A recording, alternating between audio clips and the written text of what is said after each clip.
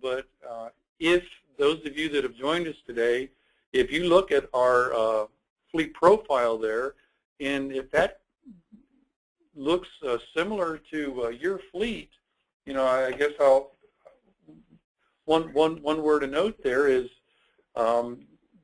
you may want to give a CNG a second look, and we'll talk further about that. But our profile is this, you know, 110 tractors, 220 trailers, 50 straight trucks. We're running yard tractors, running sales and administrative cars. We're based out of Ohio. We have operations in Indiana and Missouri also at this time. But our biggest focus, our biggest push right now is here in Ohio. And just a side note, in working through our fuel, not policy, but fuel doctrine, all of our new sales and administrative cars that are being bought, they either need to be running at 40 miles per gallon or be running on hybrid technology. Just a side note there. But we are a return to base fleet. We make local deliveries, and as I speak of local deliveries, I mean the guys that go out and run 200 miles or less for a local delivery. We make distant deliveries, and what I mean by that is if we're running routes that are greater than 200 miles, I'm calling that a distant delivery. All told, we run about 4 million miles annually. We are a refrigerated fleet running 2 temperature ranges. We carry our milk at a plus 35 and our ice cream at minus 20. So a little bit of complexity there, but just gives you a background of who we are. As we progress, what we've been calling the case for CNG, you know, a lot of course, as I know many of you have encountered, a lot of thought, a lot of what if, a lot of just taking a look at the different things, and that's what I wanted to share here. We looked at a lot of different items of efficiencies and effectiveness before we ever got to CNG. And I'm going to call those the low-hanging fruit type things. We went through a time where we studied everything concerning weight reduction as far as our trucks, our tractors, and our trailers. We are running wide base tires predominantly on trailers where it makes sense. Of those trailers, we're running the side skirts, trying to make that 53-foot long box aerodynamic, if we may. And to a positive note, they work. So we are running some trailer side skirts. We went to a single source fuel tank. That was more a weight reduction issue, and actually not wanting to have multiples of things on the truck more than it was an issue of range anxiety, which we'll talk about that in a little bit. We run active routes. You know, there's a lot of acronyms and you know, different things related to the dairy industry, and we're probably all familiar with a milk run. Well, we do not have any milk runs. And what I mean, we do not run passive routes. We run active routes. Every time the truck with the driver leaves here, he's running a new devised or revised route each and every day. And idle controls are in place, and we do that with onboard diagnostics and just good old instruction and discipline of our drivers, where we're able to hold our idle reduction time at less than 5% on an average. So with that said, the case for CNG for us led us to, and our sustainability team questioned us, well, we've done all those other things. Have we looked at the type of our fuel? So we started looking at fuel sources. I had mentioned hybrid, I'd mentioned battery, maybe some other types of fuels, but each and every time we looked at it, we kept coming back to CNG, and just want to share some of that, what Jerry has called success, and at least I hope you agree that this has been at least successful for us. So as we move on, here was our proposal that we made to the ownership and the leadership of our company. Our CNG proposal was simple. At least we were able to put it on one slide, and it was that simple. And it was this: we needed to build a station. We had to have a fuel source at home, and then we needed to go buy trucks. So with that said, you know, what I described sounds simple, but of course you all know there's a lot that went into that. We determined that this is the direction we needed to go in the proposal we made, and the question left before us then was, okay, if we know what to do, why would we continue to wait? We know this is the right thing for us, this is the right thing for the environment, let's go. So we chose not to continue to wait, and I know we've all heard and have been involved with discussions of, you know, which comes first, chicken or egg, and, you know, how will we ever overcome range anxiety? There may be some of you that have been involved with natural gas in the late 80s, early 90s. I know Jerry goes clear back into the 70s on this one, and there had been a little bit of that, been there, done that type thought process. Well, we didn't have, I'm going to call that baggage, so to speak, because we were approaching this as very, very new. We were approaching this with a clean sheet of paper. So we chose not to wait. We chose that we weren't going to wait on continued government direction. We weren't going to wait on grant money that may come our way, though I want to just a sidebar there. We have applied for some grants most recently. We chose not to wait for tax credits or even other fleet alliance or involvement. We knew that for us, this was the right move and we could do this, and that's exactly what we did. We moved ahead with our proposal that we made to the family members and to leadership. So with that said, we get into all kinds of infrastructure things. You know, I mentioned we needed trucks. I mentioned we needed a fuel site. Well, we knew, or we now know, we're going to be going through some shop modifications. We needed to get into technician training. So the project keys for us in some of those discussions that we were involved with was it was going to take a total team involvement. And I believe about every department involved, including sales and marketing, at our company has been involved with this project. We knew that from an education standpoint, education does this. It raises the bar in any arena that it touches, and we were excited about a way to raise the bar from an education standpoint for all of our associates that work here. We knew that with that education, we knew training, and we approached it that training was a non-negotiable. The training had to occur, and those of you that are in whatever your business is, if you're running fleets or whatever you're doing, sometimes we, you know, training, we might want to just back away from training or maybe take some short steps on training. I would not advise that. Training needs to be a non-negotiable, and training leads to safety, and safety in at least the area of CNG, safety comes first. Safety is first and foremost. So with that said, I told you we had a proposal and knew we looked at some infrastructure things. You know, what's a project without having some goals? Well, our goals were simply this.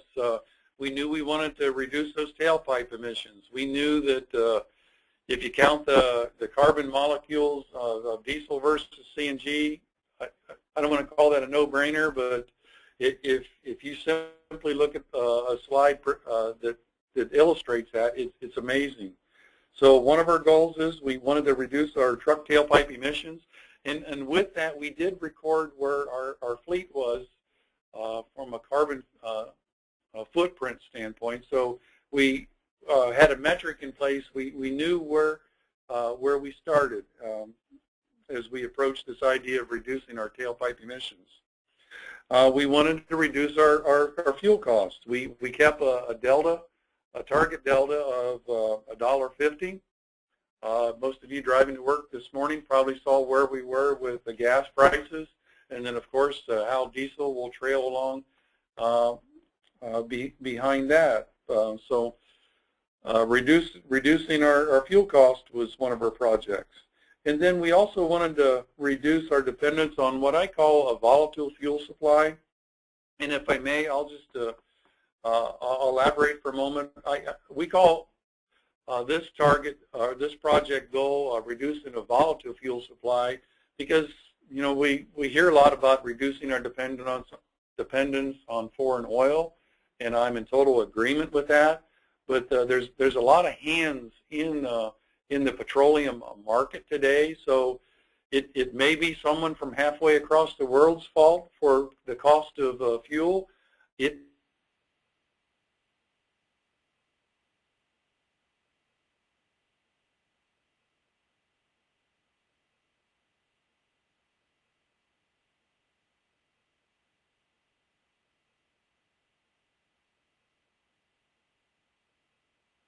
moves. Boy, God bless them, because I sure don't, and I've been at this about 35 years. I mentioned between foreign and domestic. I mentioned the fact that there were many hands involved. And just one final note on project goals and reducing the fuel cost. The more meetings I've attended in the last 2 years, it's pretty plain before us that diesel cost will remain higher than gasoline cost, and there's absolutely nothing that I know of we can do about that. So other than find another fuel, and that's exactly the position we've taken. You should have before you what I'm going to call one of my favorite slides on a PowerPoint presentation. What's our fuel delivery truck look like? It looks like that yellow gas marker out at the street. We were able to support our fuel site with a 3-inch natural gas line. We had a 6-inch line out at our street that had 150 PSI, and then our local fuel provider was able to supply us with a 3-inch line coming into our fuel site with 50 PSI. And the beauty of it is anytime I need natural gas, we don't pick up a phone. It's there. It's a pretty neat thing once you've got it in place. But with that, there are some, what I'm realizing, some secondary benefits with natural gas. Number one is that yellow street marker is my fuel truck. So I'm actually helping the petroleum guys reduce their carbon footprint because there's my version of a fuel truck. It's helped us to reduce our daily inventory. Right now, because Smith area is still predominantly a diesel fleet, I have 15,000 gallons of diesel in an underground tank, and those of you that are involved with that know the maintenance that goes into one of those tanks, knows the fact of trying to control an inventory. Well, our inventory is this. We've got 3 100 GGE high-pressure storage vessels. We store about 300 gallons on site at any one time versus the 15,000 that I need with diesel. And then as I'm going to guess most of you might have called in or joined us from around Ohio, I woke up to 10 degrees and about a -2 wind chill this morning. Well, we know to be ready for that with diesel, we get into winterizing or treating our diesel during the winter. And then with additives, we get into treating our diesel fuel with other types of things that'll slow down or limit or stop the algae or contamination type growth in diesel. Well, bottom line, you don't have that with natural gas. So I just want to share that. I'm not bragging. I'm just saying that there are some secondary benefits that never even crossed my mind until we actually got into this. So with that said, the startup, and there again, this slide is from one of the early days once we got going. Our fuel site was operational within 90 days of groundbreaking. 30 days from the time that we had the trucks at our location in Orrville, they were out delivering Smith Dairy milk and ice cream to our customers. Now, with that said, there was about 3 years, and here's how the planning went. Our distribution people, working with the owners and working with our sustainability group, we went through about 3 years of dreaming, just a lot of what ifs, and what did we think about this, and doing research, and I call that the dreaming part. And then that led us into about 1 year of hard planning went into this to get us to where I could say from the time we broke ground, we were operational within 90 days with our fuel site. Now, keep in mind, I mentioned this team concept. That team concept for us goes way beyond the walls of Smith Dairy. It includes our suppliers. It includes organizations like Clean Fuels Ohio. Jerry and Lucas and Sam and the group have just been fantastic in support and helping us. It included the contractors we've worked with. It included our local and state fire departments and the fire marshal's office, working hand in hand with our risk managers, the local and state building departments, working with our local utilities, local government, the mayor's office here in the city of Orrville. Just have been fantastic to work with. So a lot of partnering going on here as we got into the planning and our startup, which led to what I'm calling our application. The key for us, and I would encourage you as you, and I believe in looking through the list of those of you that might be participating today. We've got some folks that have already been involved with CNG and maybe some contemplating that. But making the application, one of the leading targets we kept out in front of us was no false starts. We knew that, and I believe as far as the CNG, the natural gas industry, we need to take careful steps forward. We need to take thoughtful steps forward because our industry cannot afford false starts.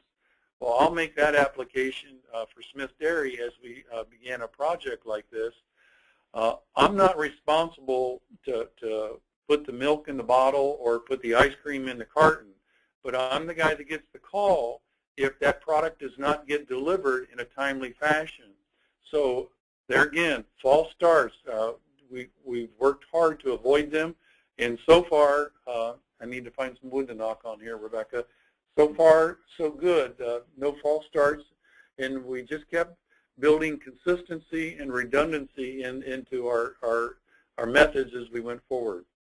I had mentioned training, and I am not under-emphasizing or maybe overemphasizing. As you move into CNG, it's all about train, and train some more. But with that said, the response from our technicians has been very exciting. They view this as something new, something that they can get their arms around, something challenging, and it's been very rewarding for them. And there again, and I'll mention this in another slide, but if you come to Orrville, I would want you to talk to our technicians. Maybe I'll say, don't listen to a thing I just told you. Just come in and talk to our technicians that are keeping the trucks running, that are working towards applying this technology, as we'll talk here in a moment, on the trucks, and maybe beyond that, the people that are keeping our fuel site running. Which leads me right into driver feedback, because sooner or later you need to take that piece of equipment and put it in the driver's hands and wave goodbye and hope he makes it back. Well, there again, I mentioned I would invite anyone to come to Orrville and we'll spend some time with you, but the time that you need to spend is not necessarily with me. It's with our technicians. It's with our drivers. That we have a couple photos of guys that have coming back from routes and fueling their trucks. Talk to our drivers, talk to our technicians, and it's interesting. I'll add to this. talk to our compressed natural gas customers that are now coming through our fuel site. That's the feedback. If you're thinking through, if you're in a position, should I or should I not move ahead with this? That's the kind of feedback that I really enjoyed as I went to other sites, visited, I know, with the folks at the City of Dublin, City of Columbus, the folks at the Kimball Company, the folks at Talon Logistics, other locations and companies that welcomed us to come in and not only talk to those folks in leadership, but technicians and drivers. That's a huge resource that we have before us, and I'd want you to take advantage of. So with that said, how are we going to continue to apply this technology? And I'll look at it from two portions, if I may. First, from an equipment standpoint. Right now, we're running some dedicated trucks, dedicated CNG trucks. So if we're just looking at the equipment itself, here's the applications that Smith Dairy is making. We're running dedicated engines in what we call our low horsepower tractors. Those are tractors that are less than 350 horse. We make a lot of deliveries that are what we call them local deliveries, less than 200 miles. I think I mentioned that earlier. These folks are making somewhere from 15 to 35 stops a day. They're accomplishing that with what I call these low horsepower tractors, which leads us to one of the next projects we're working on is our high horsepower tractors, where now we're up above 350 horse. Actually, I need to be up in the 450 horse range for pulling those 48 and 53-foot trailers. We're making that application. We're making application with cab and chassis straights. One of the photos there shows one of our trucks with a 24-foot box on. There again, we have some deliveries where we can get in with the smaller trailers, but a lot of what I'm calling the mom and pop stores, especially the schools, not customers like that, customer locations like that, I should say, that aren't designed for tractor trailer. We're still running about 50 of those straight trucks.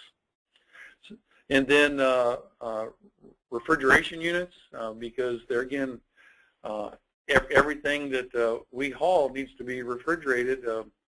We believe we can make an application with our refrigeration units, both from a dedicated and a dual fuel technology standpoint. So that's the kind of equipment that we're making the application with. Let's speak for a moment, if I may, on fuel delivery. And just next slide shows some picture of one of our yard tractors, and then another OEM's design of a yard tractor. From a fuel delivery application standpoint, we got out of the gate using the Cummins West Point, the Cummins Westport, I'll get it right, the 9-liter technology, that proven technology that had been out there. We saw there was certainly some places where we could be running that engine, and we are. It is performing very well. We're learning things that we just didn't realize. And if you want to share in that with some Q&A, I won't spend a lot of time on that at this time. But from a fuel delivery application, our first step in was the 9-liter Cummins Westport engines. Now, our next step would have been the 12-liter engine, which will get us up above 400 horse. But I know there's been some delays coming to market, and there'll be some other delays before engines like that find their way to Smith Dairy at Orrville, Ohio. So our push right now is to continue to use the 9-liter. We'll wait for the 12-liter to be introduced and find its way to fleets like Smith Dairies. But then our next step is to move ahead with some dual fuel technology and apply some of that under hood technology. We're doing that in several ways. We've recently put together some glider kits through the folks at Freightliner. These would have 450 horse Mercedes engines in them, and we're going to be applying through FIDA Energy some of the hard stack technology, the hard staff under the hood technology on those trucks, and we'll be deploying those trucks here in the next 30 days. We're building 6 more cabin chassis 24-foot straight trucks that have that small Caterpillar C7, that mid-range engine. We're going to be applying some of Elio Mueller's diesel to gas technology is under the hood technology on those trucks. And so those will be running in a dual fuel platform. I did mention that once we bought our first trucks and once we build our fuel site, we did apply for some grant dollars. It appears that we might be awarded some of those grant dollars, and with that, we'll probably be talking to the folks at EcoDual about getting some of our Cummins ISX engines, which would there again be up in the 450 horse range, get those also running on dual fuel. And then last but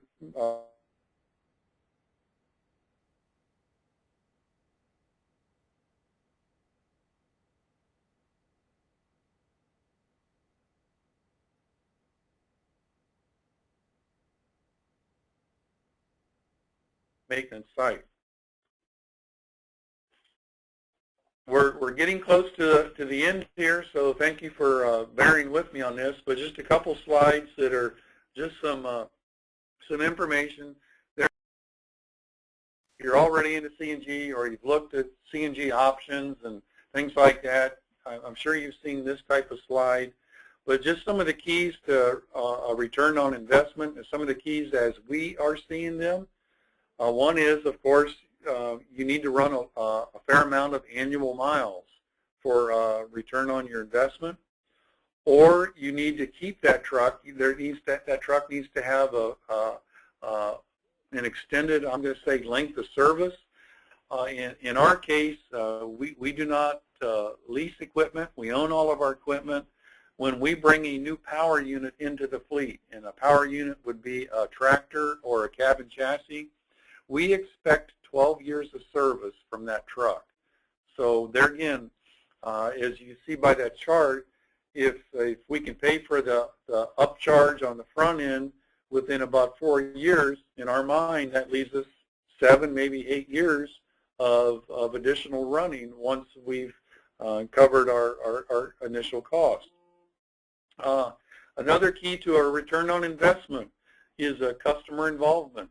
Some of you that may be in the retail or wholesale business, talk to your customers about this, because a very good way for your customer to get greener is for you to get greener for them. And customer involvement could be a key to your return on investment.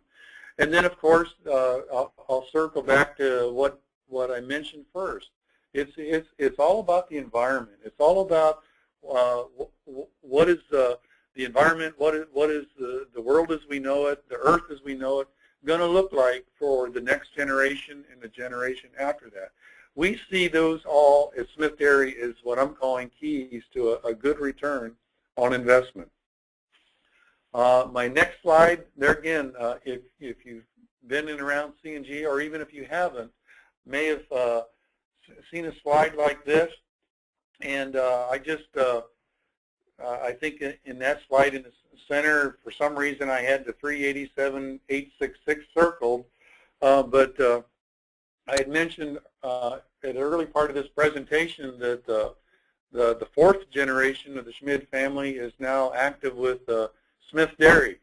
The second week that Nate Schmid is his name, the second week that Nate Schmid was actively involved with the dairy, he asked me, what's it take to save $500,000 in 1 year? And I just simply related back to this chart, and the way this chart works, and my answer to Nate was, well, if you look at your second row, if you just go across to 35, that would represent 35 gallons of fuel a day. If you come over to the second column and go down to 30, which represents 30 trucks, my answer to Nate was this: Nate, it'll take 30 trucks using 35 gallons of CNG a day, and if you follow the corresponding lines where they intersect, there's your $500,000. Well, we're on target. We're going to have our 30 trucks, Lord willing, and the creek doesn't rise, so to speak, by the end of 2013, and we're going to just continue to grow it. Now, just a sidebar, because I did mention that we built a fuel site. Our fuel site return on investment was built on a 40-truck model, our 40 trucks, and I don't know if I mentioned it, that we did open it up though to retail for public. We're almost to the end, so hang with me. But making CNG work for you, just one thing to keep in mind. Just like a pair of tennis shoes, one size does not fit all. But as I got to looking around in the industry, in transportation, and to see who all was running CNG and who was being successful with CNG, I saw transit buses. I learned a lot about transit buses and the thought process there. I visited the folks in the refuse industry, and oh my goodness, my hat's off to those guys. They know how to use a truck, and they are doing a great job with CNG and refuse. I talked to people with the municipal equipment. I talked to people with return-to-base fleets. Talking to people in agriculture. There again, we're running dairy products, so we're involved with a lot of farms. I have a lot of farmers talking to us about how can we make that application out on the farm, not only in stationary units, but in running their tractors, combines, and the different forms of equipment. And then also shared with people that are in construction in making CNG work for them. So key points for us, and here's some takeaways, if I may, as we reach the end here.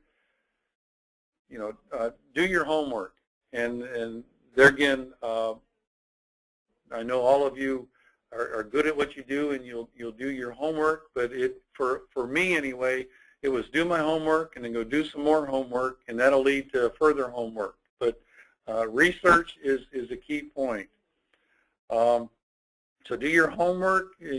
Talk to people that are out there providing CNG equipment. There's some very good Ohio-based companies that are getting involved with CNG equipment. Talk to your truck guys. Talk to your CNG equipment providers. To determine who your CNG fuel source is, whether you want to provide your own station, your own fuel site, or you want someone else to provide that for you. Talk through with your area fleets and see who else may be in your area that might be thinking the same thing you are, that might want to be involved in any kind of partnering or any kind of networking that would help you move forward. I got to know by doing my homework. I got to know our risk managers by first name basis. And it wasn't one of those where they were telling me what I had to do. We were sharing in what we had learned and raising the bar, so to speak, on what was expected. And then, of course, be involved with your community. Make sure that you have that community involvement, that community awareness, because there are some concerns out there that you may have to overcome if you bring in not just a CNG fuel site into your community, but maybe a fleet of CNG trucks, whether you're fueling them on site or not. And just a side note with that, our town that we're located in, Orrville, Ohio, Mayor Denny Hanworth, the city council has just been fantastic to work with, and my hat's off to them. From a safety standpoint, our local fire department, the state fire department have been great to work with. And if you haven't been to Orrville, just thinking safety and thinking location, the closest buildings or identities to our fuel site are the brand new schools in the school system, the school campus for Orrville Public Schools. So in city, school, parents, everybody, their concerns were satisfied but it took a lot of involvement, a lot of meetings with them. So with that said, I'm going to turn it back to Jerry, and I hope, Lucas, you're still there as far as any questions. But the invitation is out. Come and see us. Load 444 Hostetler Road, zip code 44667 into your GPS, and come to Orrville. Come and see us. So, Jerry, do we have any questions? Hey, Chuck, this is Lucas. For everyone who doesn't know, this is Lucas DeSoblin with Clean Fuels Ohio. Thanks a lot, Chuck, for a great presentation. Learned a lot. I'll go ahead and be taking questions now that we've got that have collected from our little question bar here. The first one comes from Bill McGlinchey, and the question is, are there any plans to convert the reefer or trailers to CNG? There are. Good question, and hello, Bill McGlinchey. We have a trailer unit and 2 straight truck units with the folks over at Thermo King in Pittsburgh. We believe the trailer unit, they're going to be able to set that unit up to run in a dedicated format. The straight truck units, because of the small size of that diesel engine, we believe that's going to be better suited for dual fuel. Now, the next step we're taking and working with Elio Mueller out of Tampa, Florida, he's going to be bringing us, I think it's a Thermo King SB400 to Orrville that is already set up to run on dual fuel technology. So yeah, and that question, I appreciate, Bill, is important for us, because in the case of the straight trucks, we not only need to clean up the truck, we need to clean up the refrigeration unit that is on the box that's mounted to the truck. One question we have also received, we were so excited about having our dedicated tractors pulling these trailers to our customers' stops. I mean, we actually had customers coming out in front of the store and wanting the driver to stop and show me this new CNG tractor. Well, the next question was, okay, when are you going to get the refrigeration unit cleaned up? So we're working in that direction. Great, thanks a lot. Doesn't look like we have any other questions at this time. If you do have any questions, feel free to type them into the little box on the far right part of your screen, and we'll get to them. And also, I encourage you all to reach out to Chuck and Rebecca at Smith Dairy. They're a great valued member of Clean Fuels Ohio. We really appreciate all the work they're doing, and feel free to also reach out to us here at Clean Fuels Ohio. This is the work we do, and we really, really encourage your participation. We've got another question here from Bill. It's how can we access the recorded session? I'll send out a link to the recorded session, Bill, shortly after this meeting, probably later on this afternoon or early tomorrow, including another link for our other webinar, which is coming up late in March. I'll send both of those out via email. Next question is there any data on your automobile fleet and return on investment and other costs? Not at this time, and keep in mind, and that's a good question, because we get asked the question, well, when are we going to convert our automobile fleet to CNG? The short answer is probably not anytime soon, even though we have looked at some of the Honda Civics and making the application there. And the reason behind that is this: there's a little bit of range concern with the cars right now, especially with dedicated. But then our target is those large volume fuel users. So most of our dollars that we have available right now are being spent on the large volume fuel users, such as the trucks. Now, with that said, I mentioned some of our new fuel policy concerning the cars. It's in the past 4 months, we bought 8 of the Ford Fusion hybrids. We're going more the hybrid technology route with our cars at this time. Great. All right, well, if there are no more questions, I'm going to go ahead and snag the presenter from Chuck here and show you all just really quickly our upcoming Dayton NGV Day.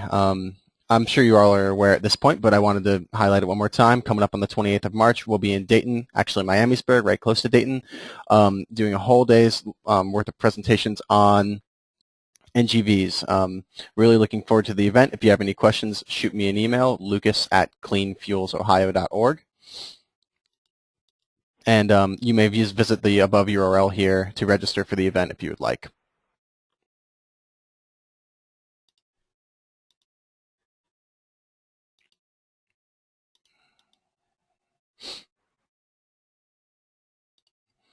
All right, well, it doesn't look like we've got any more questions. Thanks again, Chuck and Smith Dairy, for the presentation. I'll be in touch with you all about a recorded version of this webinar, our next webinar, and more information about Dayton NGV Day.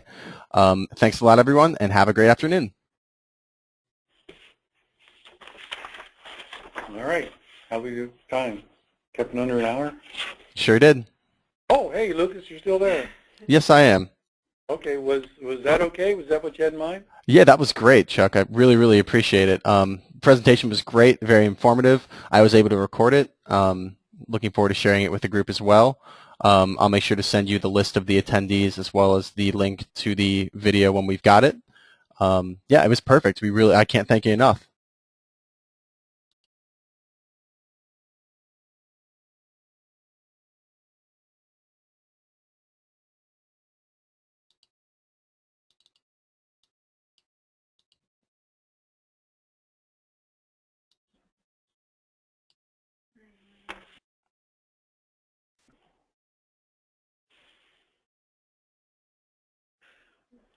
Sorry, Chuck, my audio just kind of cut out. Was there something that you had said?